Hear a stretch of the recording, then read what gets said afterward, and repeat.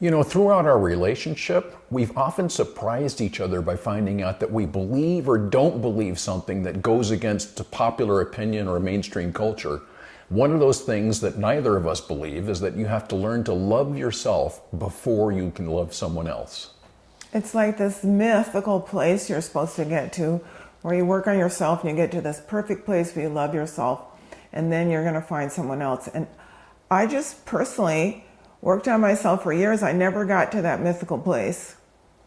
I'm still not in that mythical place. There's days I don't really, just like all of us, don't really care that much. But the thing is, by attempting relationships, that's how you learn to love. You learn to love by practicing love. And you may or may not have noticed this, but sometimes the hardest person to have compassion for is yourself. The hardest person to give some slack is yourself. And sometimes it's really easy to find reasons not to be happy about yourself. So it's a myth it's actually a trap to say that you have to learn to love yourself before you can love someone else. It's someplace you may never get before you can be in a relationship. And beyond that, sometimes that relationship provides the mirrors that you need in order to see that you are a more lovable person and to heal to the extent that you can love yourself more.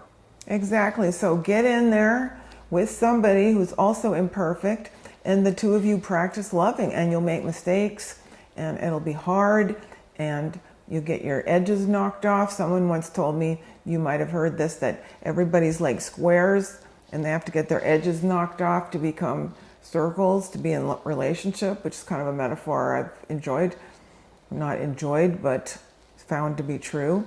And you just keep practicing love, and that's how you become a more loving person, and that's how you create the loving relationship you're looking for. A loving relationship can be like a spiritual compass or guidepost.